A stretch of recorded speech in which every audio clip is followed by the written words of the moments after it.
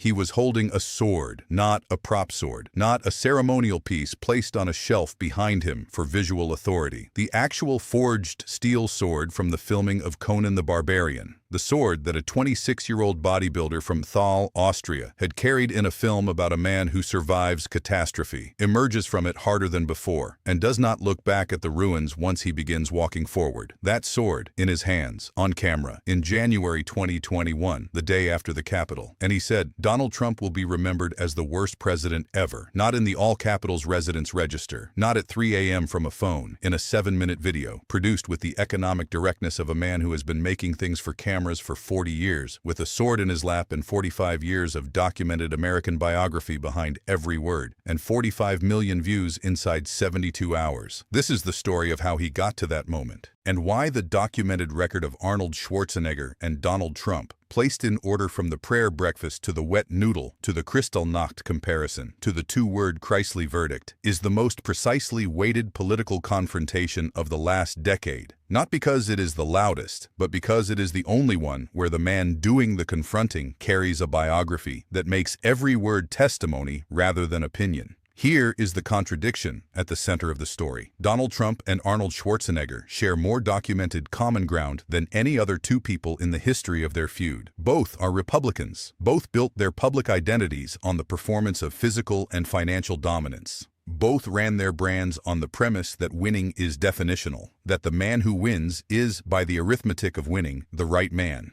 Both hosted reality television. Both pursued and held significant political power. Both understand at the operational level of men who have spent decades constructing public personas that the image is the argument, and that the image arriving first in the room tends to win the room before the counter-argument can be assembled. And yet, when Trump stood at a podium in Helsinki in July of 2018 next to Vladimir Putin and declined to side with his own intelligence community against a foreign adversary who had attacked American elections, Schwarzenegger did not post a careful political analysis. He sat down in front of a camera and said 45 words. Fox News aired them and then fell into the specific, uncomfortable silence of a network that had just broadcast a Republican telling the Republican president that he stood there like a little wet noodle. 45 words, 45 seconds, a little wet noodle, a little fanboy. When are you going to ask him for an autograph or a selfie? The Fox News anchor paused. The anchor moved on. The clip kept running everywhere else. The story starts not in Helsinki, but in 1968, the year Schwarzenegger arrived in the United States, the year Martin Luther King was assassinated, the year Bobby Kennedy was assassinated, the year the Democratic Convention in Chicago produced images that shocked the world. He arrived in that specific year, through that specific violence and turbulence, looked at the country it was happening inside, and chose to stay, chose to become an American, chose to invest his entire life's ambition in the proposition that the country he had entered in 1968 was worth building a life inside. That choice is the weight behind every word he has said about this subject since the prayer breakfast. It is not rhetoric. It is not political positioning.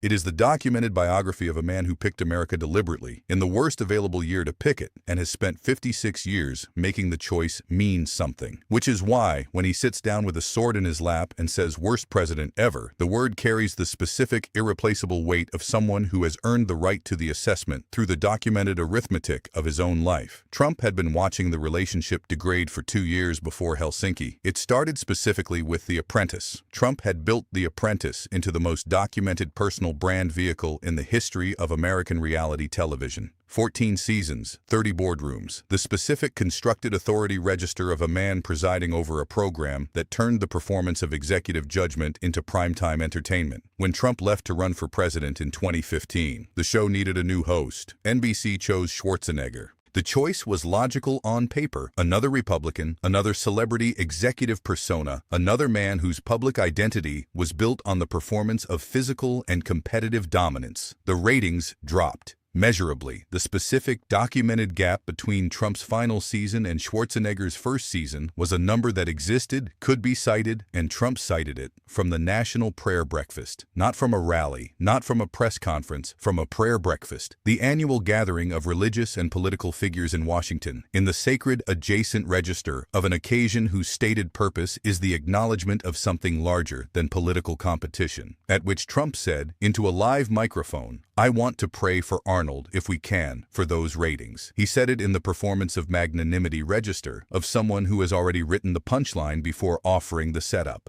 A man who knows exactly what he is doing and has decided the occasion does not constrain him. Schwarzenegger responded the following day, not a post, a video, produced with the economic directness of 40 years of camera work, 45 seconds, no production support needed. He said, "Hey Donald, I have a great idea. Why don't we switch jobs? You take over TV because you're such an expert in ratings, and I take over your job, and then people can finally sleep comfortably again." He said, "Sleep comfortably again," in the flat register of someone who is not performing comfort but is stating a measurable condition. The specific discomfort produced by the current occupant is documented. The people he is speaking to recognize it without elaboration. He offers comfortably as the finding, not the flourish. The specific economic precision of a man who trusts the word to carry the weight without assistance. Trump did not respond to the sleep comfortably line. He posted about the ratings again the following week. He returned to the ratings at intervals across 2017 and 2018, returning to the one data point that pointed in his direction the way a man returns to the one argument he believes he won in a conversation where he lost everything else. He did not address the sleep comfortably line. He left it standing in the record, accumulating the specific silent weight of a finding that has not been answered. Then Helsinki, July 2018, Trump at the podium. Putin is beside him. The intelligence community's documented findings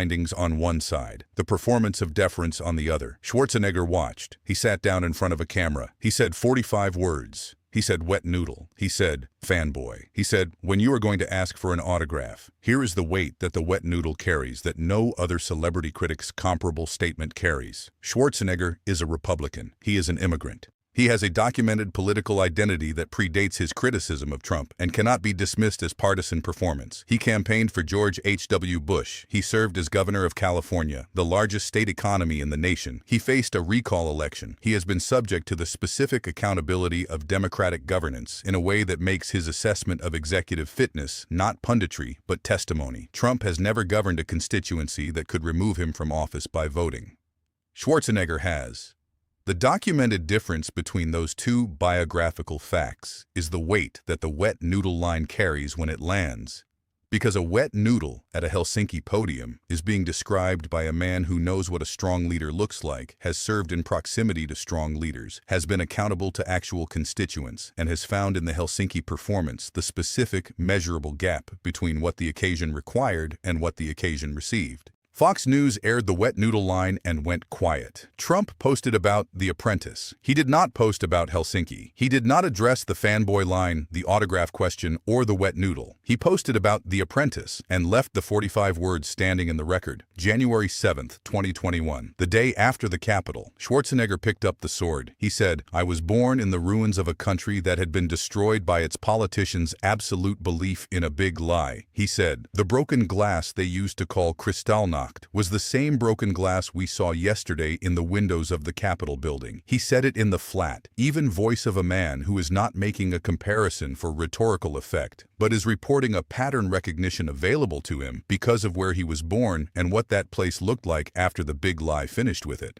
He said, "My father and our neighbors were not born evil, but they were not strong enough to resist the lies of a glib politician who gave them someone to blame for their misfortune and promised them a glorious future." He said, "I know where such lies lead." He said, "Donald Trump will be remembered as the worst president ever." The video ran for 7 minutes, 45 million views in 72 hours. Not because it was a viral surprise, but because it was the weight of everything documented between the prayer breakfast in Helsinki and the sleep comfortably line, arriving finally at the specific cold historical clarity that the January 6th footage had provided as context. The sword was not a prop. The biography was not rhetoric. The Kristallnacht comparison was not hyperbole from someone reaching for dramatic language. It was pattern recognition from someone who grew up in the physical ruins that the pattern had previously produced. Trump posted that Schwarzenegger had been a total failure as governor of California and as host of The Apprentice. He said it in the all-caps register. He did not address the Kristallnacht comparison. He did not address the coup finding. He did not address the 45 million views, or the sword, or the ruins, or the broken glass. He posted about The Apprentice ratings and left the 7-minute video in the record, accumulating views, without a single word addressed to any specific finding. By June 2025, Schwarzenegger was at the Austrian World Summit on a BBC program. program with Laura Quensberg discussing climate. He said, "Stop whining about what Trump is doing. Stop using Trump as an excuse not to act." He said, "The question is, what do you do? We all have a responsibility."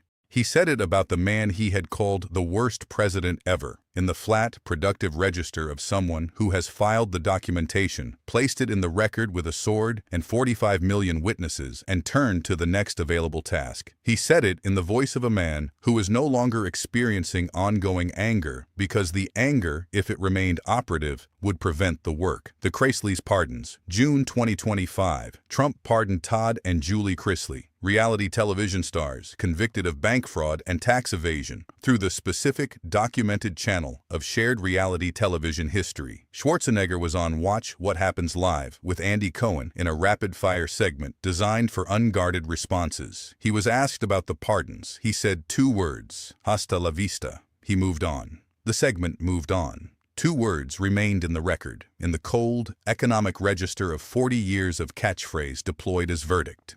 Everything between the prayer breakfast and the Kristallnacht comparison and the wet noodle and the 45 million views compressed into the 2 most efficient words available to a man who has already said everything that needed to be said and has arrived at the place where the verdict requires no elaboration. Trump did not post about the Chrysler segment. He posted about something else. Something else is in the record. The 2 words are in the record. And the man who arrived in America in 1968 through assassinations and riots, who chose to stay and build and govern and hold the sword and say the thing that costs something to say. That man has been delivering the weight of his biography against the same subject since the prayer breakfast, in 45-second videos and 7-minute documentations and 2-word verdicts, without a single fabricated 60-second humiliation, without a Fox News cutaway that exists anywhere in the verifiable record. Because the documented record has been the humiliation, the sword, and the ruins, and the broken glass, and the sleep comfortably line, and the wet noodle, and hasta la vista. All of it in the flat, cold, unhurried register of a man who knows what the pattern produces, because he grew up in what it left behind. Subscribe right now and hit the bell, because the next 2 words are already forming, and this channel will be here when they arrive.